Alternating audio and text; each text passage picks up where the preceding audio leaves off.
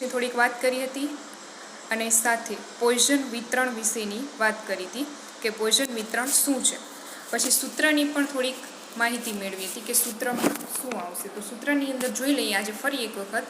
px બરાબર e ની minus m ઘાત mની x ઘાત છેદમાં x ફેક્ટોરિયલ, જ્યાં e બરાબર અચળાંક થશે અને અચળાંકની કિંમત પણ સાથે આપેલી છે 2.7183.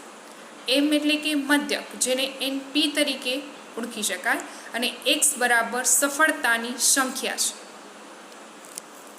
તો આપણે કાલે આ સૂત્ર વિશેની માહિતી મેળવી હતી અને સાથે ગુણધર્મ પણ જોયા હતા કે પોઈઝન વિતરણના ગુણધર્મ કયા કયા હોય છે. તો પોઈઝન વિતરણ એ અસતત ચલનું ઉદાહરણ છે. m એ પોઈઝન વિતરણનું પ્રાચલ છે અને આ વિતરણનું મધ્યક બરાબર m થશે.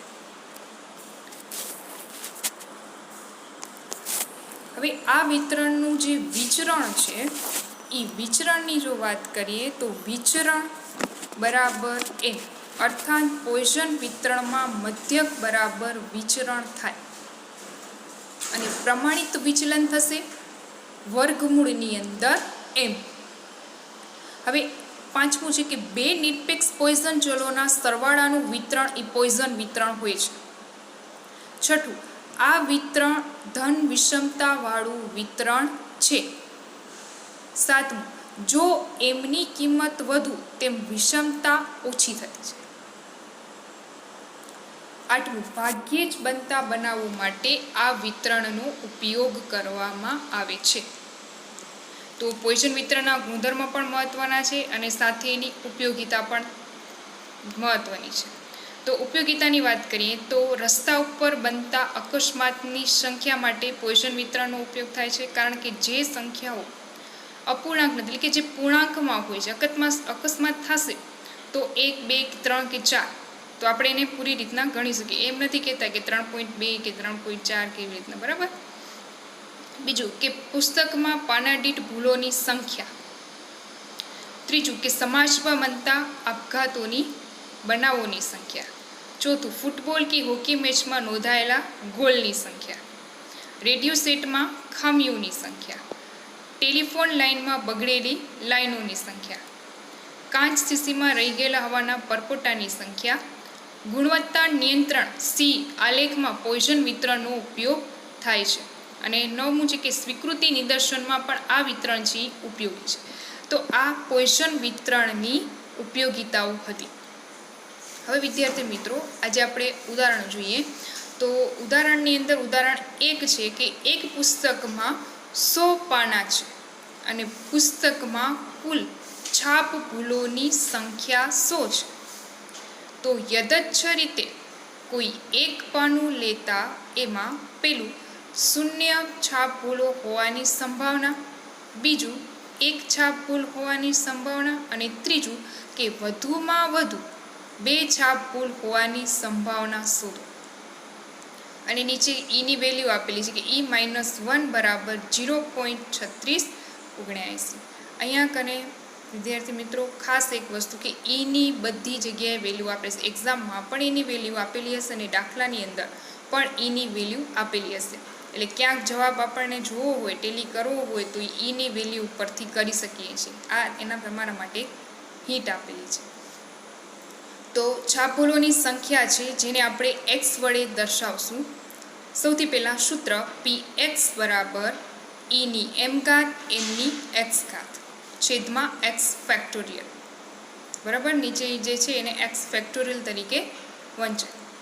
તો અહીંયા m બરાબર પોઈઝન વિતરણનો મધ્યક છે અને m બરાબર પાના દીઠ સરેરાશ ભૂલોની સંખ્યા. તો હવે સરેરાશ ભૂલોની સંખ્યા અહીંયા જો પુસ્તકના પાના પણ 100 છે અને છાપ ભૂલો પણ 100 છે. તો 100/100 એટલે આવશે 1. ત્યારબાદ આપણે સૂત્રમાં જો કિંમત મૂકીએ તો સૌથી પહેલાં હતું કે 0 છાપ ભૂલ હોવાની સંભાવના. તો P0, તો P0 ઈની વેલ્યુ E-1, કારણ કે આપણને સરેરાશ જે આગળ મળ્યું હતું એ હતું સરેરાશ ભૂલોની સંખ્યા 1. તો ની -1 પછી 1 ની 0 ઘાત, કારણ કે શૂન્ય છે એટલે, અને છેદમાં x ફેક્ટોરિયલ. તો અહીંયા કને શૂન્યની નીચે ઉપર કાંઈ વેલ્યુ નહીં હોય, 1 ની 0 ઘાત પણ એ જ થશે, એક જ ને 0ની ફેક્ટોરિયલ નહીં થાય, તો -1. તો એનો જે જવાબ મળશે 0.3679. પછી આપણે બીજું હતું કે જો એક છાપ ભૂલ હોવાની સંભાવના, તો એક છાપ ભૂલ હોવાની સંભાવના એટલે કે px, x આપણે જે છાપ ભૂલોની સંખ્યા હતી તો 1 મૂક્યો, તો e-1 1 ની 1 ઘાત છેદમાં x ફેક્ટોરિયલ. તો અહીંયા પણ -e ની 1 ઘાતની જ વેલ્યુ લેવાશે, એટલે કે 0.3679. હવે બીજું હતું કે જો વધુમાં વધુ 2 છાપ ભૂલ હોવાની સંભાવના વધુમાં વધુ છે, તો P2, તો P2 ની અંદર e-1 1 ની 2 ઘાત છેદમાં 2 ફેક્ટોરિયલ, તો એ થશે 0.3679 અને છેદમાં 2, કારણ કે 2 ફેક્ટોરિયલ એટલે કે 2 ગુણ્યા 1 થાય, તો 0.3679 છેદમાં 2, કારણ કે 1 નો વર્ગ છે તો એ પણ 1 જ થશે, તો ની વેલ્યુ આપણે મૂકી દીધી, e-1 ની વેલ્યુ, અને છેદમાં 2 થશે, એટલે એનો જવાબ મળશે 0.1840. હવે અહીંયા કને જુઓ, શૂન્ય છાપ ભૂલોની સંખ્યાની વાત કરી હતી, તો શૂન્ય છાપ ભૂલની સંખ્યા 0.3679, એક છાપ ભૂલ હોય તો પણ 0.3679, અને વધુમાં વધુ 2 છાપ ભૂલ હોય, એટલે કે વધુમાં વધુ 2, તો 0 પણ હોય, 1 પણ હોય અને 2, તો P0 plus P1 plus P2, તો 0.3679 પ્લસ 0.3679 પ્લસ 0.1840, તો થશે એનો જવાબ 0.9198. એના પછી આપણે વાત કરશું ઉદાહરણ નંબર 2. જો તો વીજળીના બલ્બના ઉત્પાદનમાં સરેરાશ રીતે 1.5% બલ્બ નુકસાનીવાળા હોય, તો 200 બલ્બની એક પેટીમાં 4 બલ્બ નુકસાનીવાળા હોવાની સંભાવના શોધો. અહીંયા કરી જુઓ તો ની વેલ્યુ આપેલી છે 0.0498, બરાબર. બધા જ દાખલાની અંદર એની વેલ્યુ આપી દીધેલી હશે. અને ઘણી વખત આ ઉદાહરણ એટલે માટે કરાવીએ છીએ કે ઉદાહરણ પણ બેઠા પરીક્ષામાં પૂછાતા હોય છે, તો ઉદાહરણ ખાસ કરવા જરૂરી છે, અને અમુક ઉદાહરણ હું હોમવર્કમાં પણ આપીશ.